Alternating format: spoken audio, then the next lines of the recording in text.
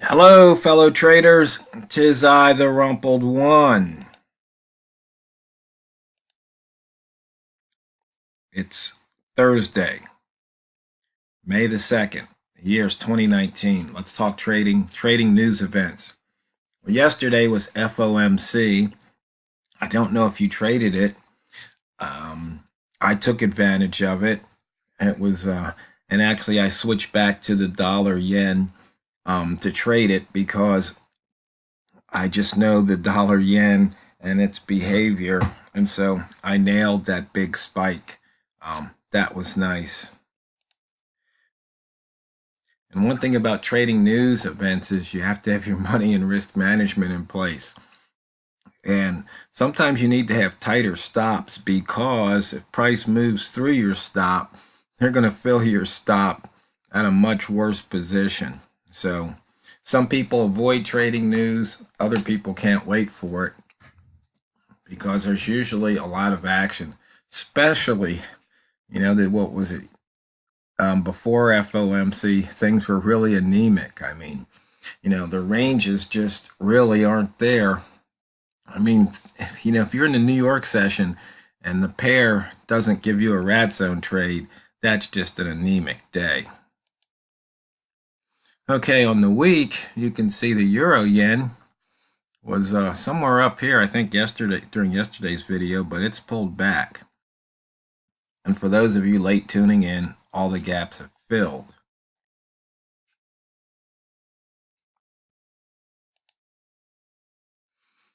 As far as the year goes, we're still down on the year. Now we're down on the month, still up for the week. But you see here once again that daily midpoint dot and how often price respects it. And you see here we broke out of the first day of the month, first day of the month. And here we're still within the first day of this week. But you can see that range here, first day of the month, we're already below that range.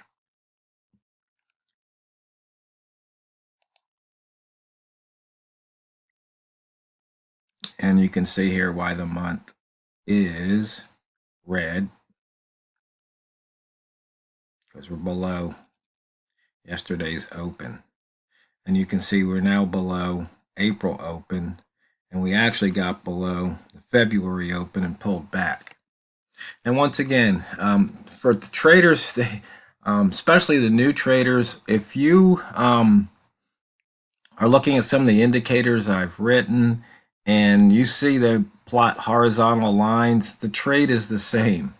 You just trade with candle color at horizontal lines. So see, if you're using the daily right here, you would go long, and here you would go short. There you would have went short.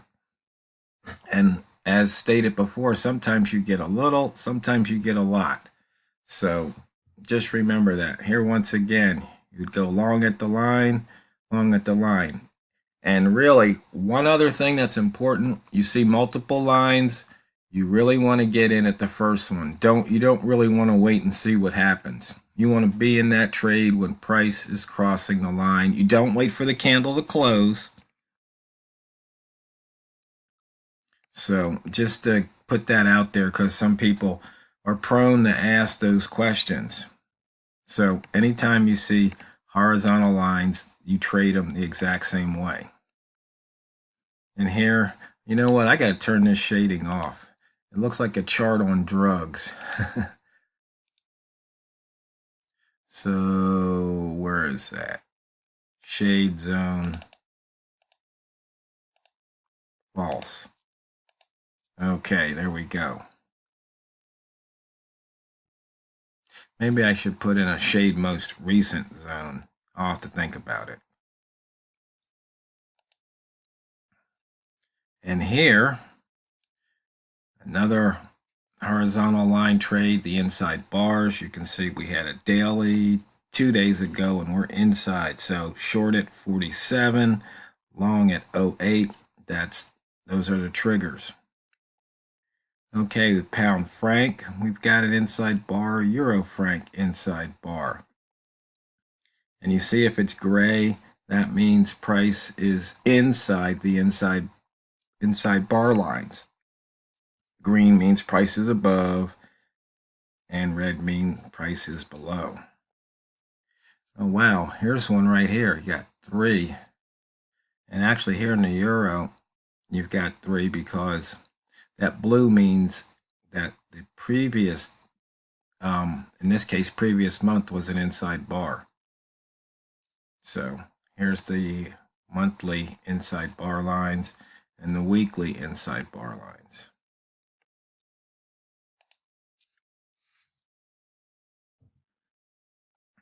Looking at range, once again, pretty anemic, 57. I mean, even the new beast and the old beast haven't cracked 100. Just, I guess they're waiting for NFP for tomorrow. So, but we did enter the wick zone, exited the wick zone, and then entered and exit that lower wick zone, which wasn't much of a wick zone. As far as holo, you can see here, you've got the daily H1 high. It gave you a couple opportunities to short it right there. You see the daily lowest open, it went right through it. That was yesterday's open. Actually, no, it was today's open. Sorry. Yesterday's open was right here, which was the high. Since it was only 2 days, this is the highest of the month. This is the lowest of the month so far.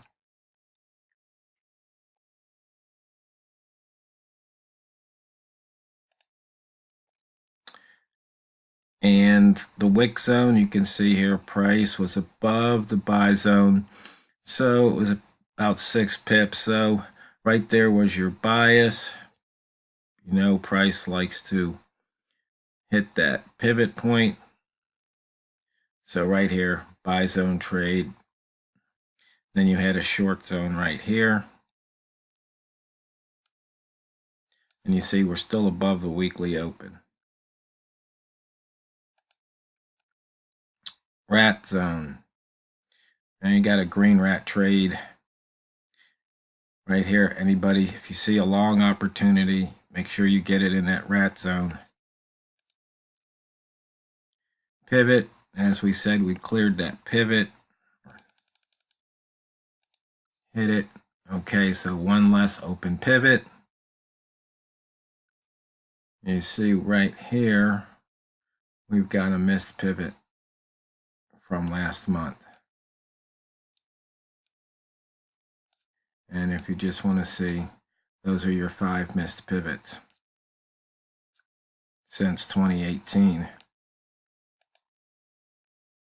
Price action trade, same as always. Wick zone, you see there was hardly any wick zone, lower wick zone, upper wick zone, in and out, in and out, in and out. Gave you plenty of opportunities to take that short. See, it gets in the wick zone, but it wasn't making new highs, higher highs. It's making lower highs. You see that? So price is telling you, all you got to do is listen or see.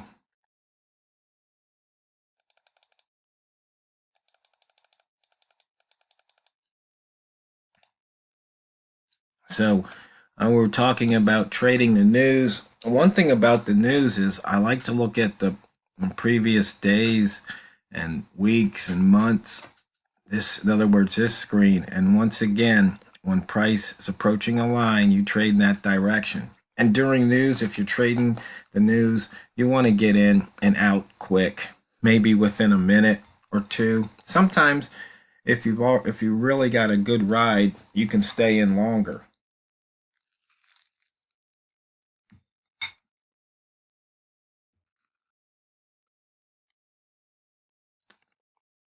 So, for example, let's just say, well, let's look at yesterday's.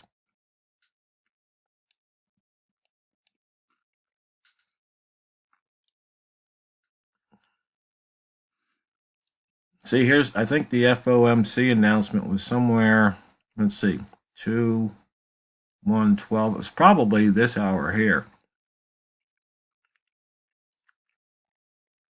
I'm pretty sure this was the hour. So you can see it didn't cross that its own high. So since it didn't make a new high, that tells you to think about shorting. So once again, using wick zones, here H1, you see it got in that wick zone, came out. So right there, the open of this candle, which would have been a highest open trade, holo, that gave you the opportunity to take that short. So once again, just looking at the chart, nothing complex. You can see all you need to make those trades.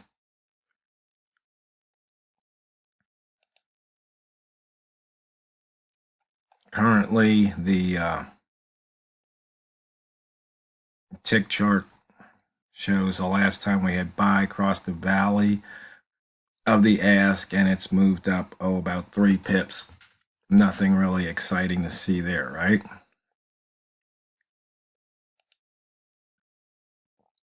Einstein line, once again, you can think of it as a relative buy zone with a spread and a half, or a spread. Yeah, it's about a spread, one spread. So basically, if the bid gets to the, let's see, the bid gets to the ask, or the ask gets down to the bid, that's when you want to take the trade. So you can see here, you might have gotten a pip or 2 out of this one, come back, and right now you can see it's coming back to the line. Bid below, ask above.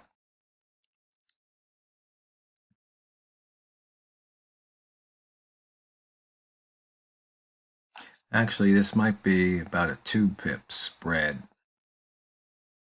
So you got the spreads 1.6 and 1.5 spread, something like that. But you can adjust these lines however you want.